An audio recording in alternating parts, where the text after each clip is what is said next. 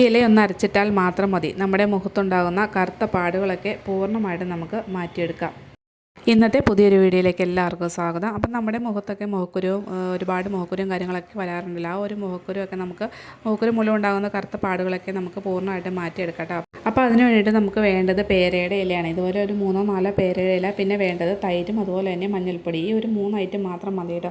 അതുപോലെ തന്നെ പേരയുടെ ഇല ആൻറ്റി ഓക്സിഡൻറ്റും ആൻറ്റി ബാക്ടീരിയ ഗുണങ്ങളൊക്കെ ഉള്ളതുകൊണ്ട് നമുക്ക് ഈ ഒരു മുഖത്തെ കറുത്ത പാടുകളൊക്കെ കുറയ്ക്കാൻ ഏറ്റവും സഹായിക്കുന്ന ഒന്ന് തന്നെയായിട്ട് ഈ ഒരു പേരയുടെ ഇല എന്ന് പറയുന്നത്. 1/2 ടീസ്പൂൺ മഞ്ഞൾപ്പൊടിയും 1 ടീസ്പൂൺ തൈരും അതുപോലെ തന്നെ 4 പേരയുടെ തളിരില നോക്കി തന്നെ എടുക്കണം കേട്ടോ. ഇത് 3 കൂടെ ചേർത്ത് നമുക്കൊന്ന് അരച്ചെടുക്കാം.